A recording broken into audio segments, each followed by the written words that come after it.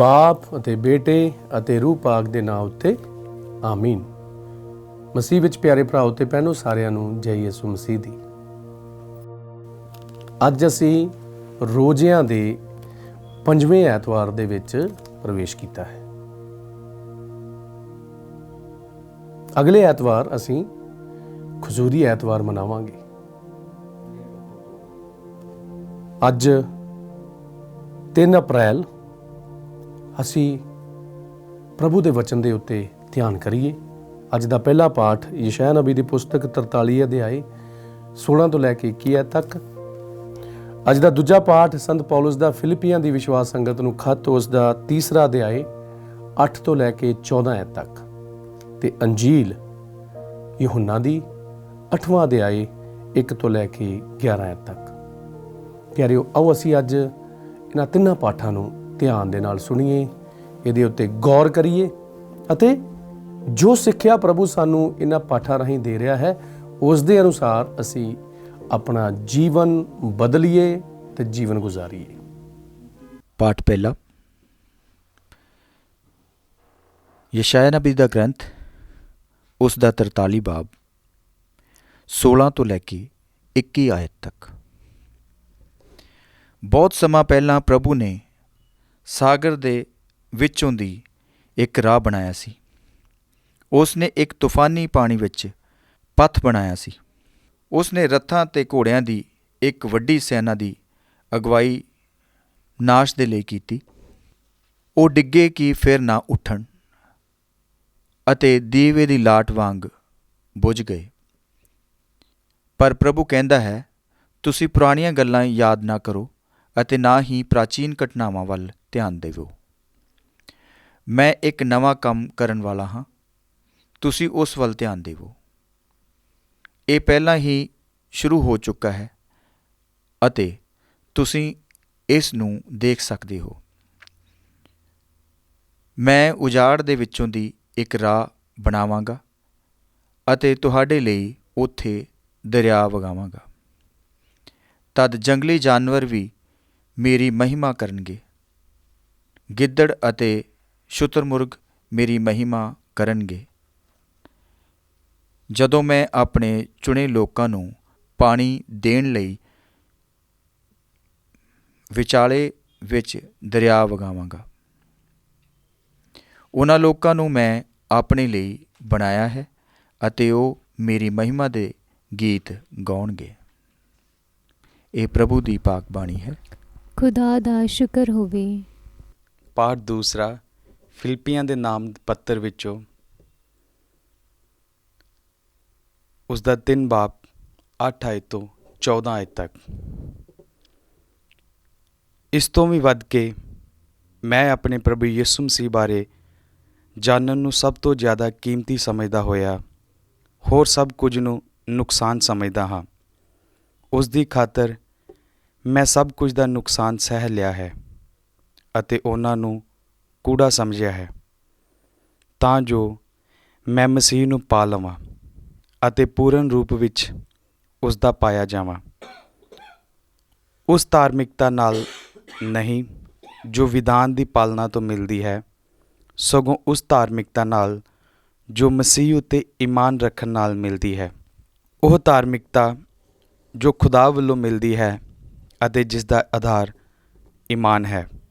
ਮੈਂ ਚਾਹੁੰਦਾ ਹਾਂ ਕਿ ਮੈਂ ਮਸੀਹ ਨੂੰ ਜਾਣ ਲਵਾਂ, ਉਸ ਦੇ ਜੀ ਉੱਠਣ ਦੀ ਸ਼ਕਤੀ ਨੂੰ ਜਾਣ ਲਵਾਂ ਅਤੇ ਮੌਤ ਵਿੱਚ ਉਸ ਦੇ ਵਾਂਗ ਬਣ ਕੇ ਉਸ ਦੇ ਦੁੱਖਾਂ ਵਿੱਚ ਹਿੱਸਾ ਵੰਡਾ ਲਵਾਂ, ਤਾਂ ਜੋ ਜੇ ਹੋ ਸਕੇ ਤਾਂ ਮੈਂ ਕਿਸੇ ਨਾ ਕਿਸੇ ਤਰ੍ਹਾਂ ਮੁਰਦਿਆਂ ਵਿੱਚੋਂ ਜੀ ਉੱਠ ਸਕਾਂ। ਇਹ ਨਹੀਂ ਕਿ ਮੈਂ ਇਹ ਸਭ ਪਾ ਲਿਆ ਹੈ ਜਾਂ ਮੈਂ ਪੂਰਨ ਤੱਕ ਪਹੁੰਚ ਗਿਆ ਹਾਂ, ਪਰ ਮੈਂ ਪੂਰੇ ਯਤਨ ਨਾਲ ਅੱਗੇ ਵਧਦਾ ਜਾਂਦਾ ਹਾਂ ਤਾਂ ਜੋ ਮੈਂ ਉਸ ਨੂੰ ਆਪਣਾ ਬਣਾ ਲਵਾਂ, ਕਿਉਂਕਿ ਮਸੀਹ ਯਿਸੂ ਨੇ ਇਸੇ ਲਈ ਮੈਨੂੰ ਆਪਣਾ ਬਣਾ ਲਿਆ ਹੈ। ਭਰਾਓ, ਮੈਂ ਨਹੀਂ ਸਮਝਦਾ ਕਿ ਅਜੇ ਤੱਕ ਮੈਂ ਇਹਨੂੰ ਆਪਣਾ ਬਣਾ ਲਿਆ ਹੈ, ਪਰ ਮੈਂ ਇਹ ਜ਼ਰੂਰ ਕਰਦਾ ਹਾਂ ਕਿ ਪਿਛਲੀਆਂ ਗੱਲਾਂ ਨੂੰ ਭੁੱਲ ਕੇ ਅੱਗੇ ਦੀਆਂ ਗੱਲਾਂ ਵੱਲ ਜ਼ੋਰ ਨਾਲ ਵੱਧਦਾ ਹੋਇਆ ਮੈਂ ਆਪਣੇ ਉਦੇਸ਼ ਵੱਲ ਅੱਗੇ ਦੌੜਦਾ ਜਾਂਦਾ ਹਾਂ। ਤਾਂ ਜੋ ਮੈਂ ਯਿਸੂ ਮਸੀਹ ਦੇ ਵਿੱਚ ਖੁਦਾ ਦੇ ਉੱਪਰਲੇ ਸੱਦੇ ਦਾ ਇਨਾਮ ਪਾ ਲਵਾਂ। ਪ੍ਰਭੂ ਦੀ ਬਾਣੀ। ਖੁਦਾ ਦਾ ਸ਼ੁਕਰ ਹੋਵੇ ਪ੍ਰਭੂ ਤੁਹਾਡੇ ਨਾਲ ਹੋਵੇ ਅਤੇ ਤੁਹਾਡੀ ਰੂਹ ਨਾਲ ਵੀ ਹੋਵੇ। ਪਾਠ ਪਵਿੱਤਰ ਅੰਜੀਲ ਯਹੂਨਾ ਦੇ ਅਨੁਸਾਰ। ਤੇਰੀ ਵਡਿਆਈ ਹੋਵੇ ਐ ਪ੍ਰਭੂ। ਪਰ ਯਿਸੂ ਜੈਤੂਨ ਪਹਾੜ ਨੂੰ ਚਲਾ ਗਿਆ। ਵੱਡੇ ਸਵੇਰੇ ਹੀ ਉਹ ਫਿਰ ਹੈਕਲ ਵਿੱਚ ਆਇਆ। ਸਾਰੇ ਲੋਕ ਉਸ ਦੇ ਕੋਲ ਆ ਗਏ ਅਤੇ ਉਸ ਨੇ ਬੈਠ ਕੇ ਉਹਨਾਂ ਨੂੰ ਸਿੱਖਿਆ ਦਿੱਤੀ। ਧਰਮ ਗ੍ਰੰਥੀਆਂ ਤੇ ਫਰੀਸੀਆਂ ਨੇ ਇੱਕ ਔਰਤ ਨੂੰ ਉਸ ਦੇ ਕੋਲ ਲਿਆਂਦਾ ਜੋ ਵੀ ਵਿਚਾਰ ਕਰਦੀ ਫੜੀ ਗਈ ਸੀ, ਅਤੇ ਉਸ ਨੂੰ ਵਿਚਕਾਰ ਖੜੀ ਕਰਕੇ ਉਹਨਾਂ ਨੇ ਉਸ ਨੂੰ ਕਿਹਾ, ਰੱਬੀ, ਇਹ ਔਰਤ ਵੀ ਵਿਚਾਰ ਕਰਦੀ ਫੜੀ ਗਈ ਹੈ। ਧਰਮ ਵਿਧਾਨ ਵਿੱਚ ਮੂਸਾ ਨੇ ਸਾਨੂੰ ਅਜਿਹੀ ਔਰਤ ਨੂੰ ਪਥਰਾਓ ਕਰਨ ਦੀ ਆਗਿਆ ਦਿੱਤੀ ਹੈ। ਤੁਸੀਂ ਇਸ ਔਰਤ ਬਾਰੇ ਕੀ ਕਹਿੰਦੇ ਹੋ? ਉਹਨਾਂ ਨੇ ਇਹ ਉਸ ਦੀ ਪ੍ਰੀਖਿਆ ਲੈਣ ਲਈ ਕਿਹਾ ਸੀ, ਤਾਂ ਜੋ ਉਸ ਉੱਤੇ ਦੋਸ਼ ਲਾਉਣ ਲਈ ਉਹਨਾਂ ਨੂੰ ਕੋਈ ਬਹਾਨਾ ਮਿਲ ਜਾਵੇ। ਯਿਸੂ ਝੁੱਕ ਕੇ ਆਪਣੀ ਉਂਗਲੀ ਨਾਲ ਜ਼ਮੀਨ ਉੱਤੇ ਲਿਖਣ ਲੱਗ ਪਿਆ।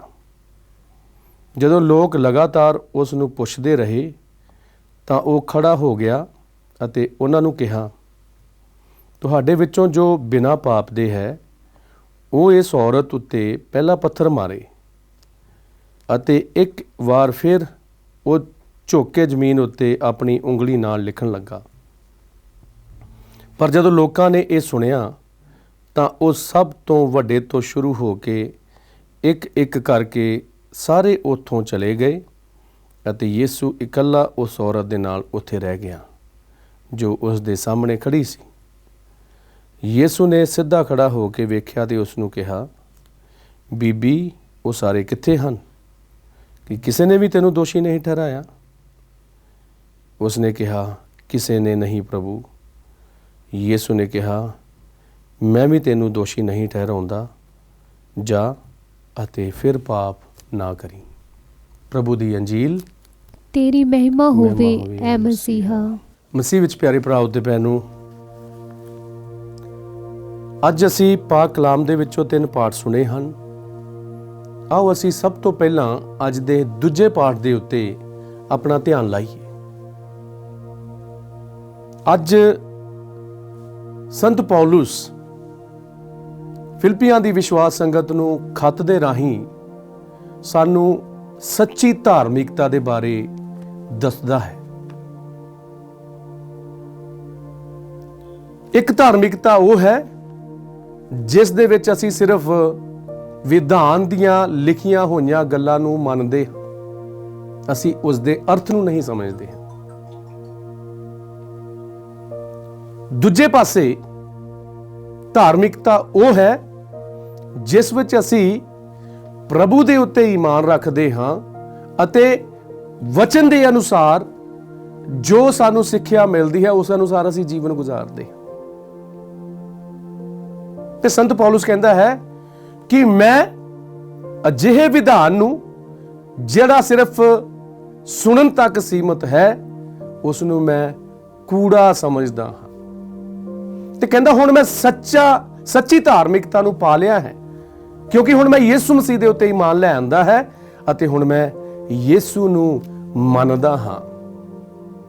ਤੇ ਸੰਤ ਪੌਲੁਸ ਕਹਿੰਦਾ ਹੈ ਕਿ ਮੈਂ ਉਸ ਸਮੇਂ ਨੂੰ ਵੀ ਕੋਸਦਾ ਹਾਂ ਜਦੋਂ ਮੈਂ ਜੀ ਉੱਠੇ ਪ੍ਰਭੂ ਦੇ ਉੱਤੇ ਵਿਸ਼ਵਾਸ ਨਹੀਂ ਕੀਤਾ। ਦੇਖੋ ਪਿਆਰਿਓ, ਇੱਕ ਯਹੂਦੀ, ਕੱਟੜ ਯਹੂਦੀ ਜੋ ਆਪਣੇ ਵਿਧਾਨ ਦੀਆਂ ਗੱਲਾਂ ਨੂੰ ਮੰਨਦਾ ਸੀ, ਲੇਕਿਨ ਅੱਜ ਉਹ ਇਹਨਾਂ ਸਾਰੀਆਂ ਚੀਜ਼ਾਂ ਨੂੰ ਕੂੜਾ ਸਮਝ ਰਿਹਾ ਹੈ, ਕਿਉਂਕਿ ਉਹਨਾਂ ਨੇ ਉਸ ਨੂੰ ਸਿਰਫ ਗੱਲਾਂ ਸੁਣਨ ਦੇ ਲਈ ਹੀ ਸਮਝਾਇਆ ਸੀ।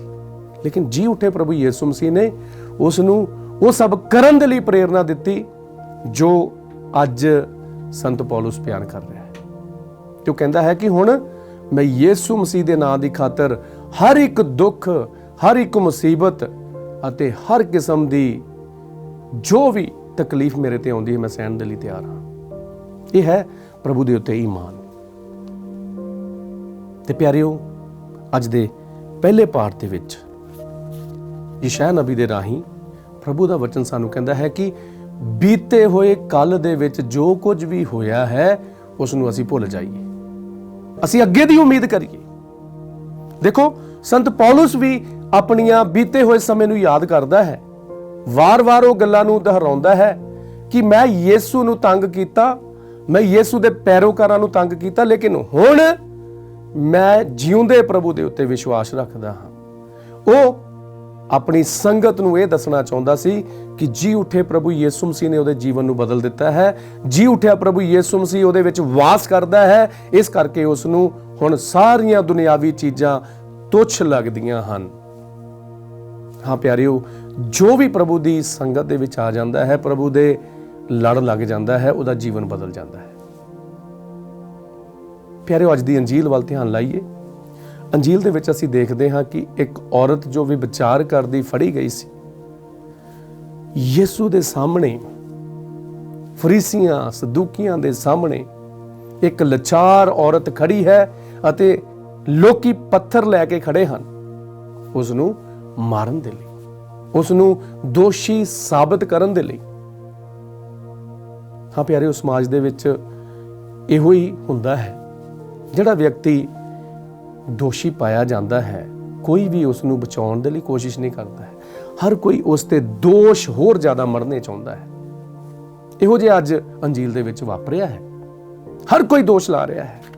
ਫਰੀਸੀ, ਸਦੂਕੀ ਤੇ ਯਿਸੂ ਮਸੀਹ ਨੂੰ ਦੋਸ਼ੀ ਠਹਿਰਾਉਣਾ ਚਾਹੁੰਦੇ ਹਨ, ਲੱਭ ਰਹੇ ਹਨ ਕੋਈ ਤਰੀਕਾ ਕਿ ਕਿਸ ਤਰ੍ਹਾਂ ਇਸ ਨੂੰ ਫਸਾਇਆ ਜਾਵੇ। ਤੇ ਇਸ ਕਰਕੇ ਦੇਖੋ ਕਿੰਨੀ ਚਲਾਕੀ ਦੇ ਨਾਲ ਇਸ ਔਰਤ ਨੂੰ ਲੈ ਕੇ ਆਏ ਅਤੇ ਯਿਸੂ ਨੂੰ ਪੁੱਛਦੇ ਹਨ ਕਿ ਮੂਸਾ ਦੇ ਵਿਧਾਨ ਦੇ ਅਨੁਸਾਰ ਜਿਹੜੀ ਔਰਤ ਵਿਚਾਰ ਕਰਦੀ ਫੜੀ ਜਾਂਦੀ ਹੈ, ਪਥਰਾਓ ਨਾਲ ਉਸ ਨੂੰ ਮਾਰਿਆ ਜਾਵੇ। ਤੁਹਾਡਾ ਕੀ ਵਿਚਾਰ ਹੈ?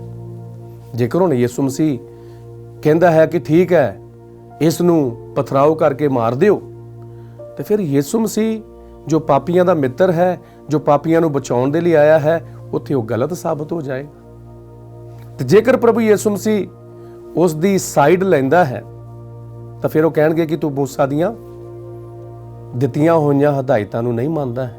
ਇਸ ਕਰਕੇ ਪ੍ਰਭੂ ਯਿਸੂ ਮਸੀਹ ਨੇ ਉੱਥੋਂ ਦੇਖੋ ਬੜੀ ਹੀ ਚਤੁਰਾਈ ਦੇ ਨਾਲ ਉਸ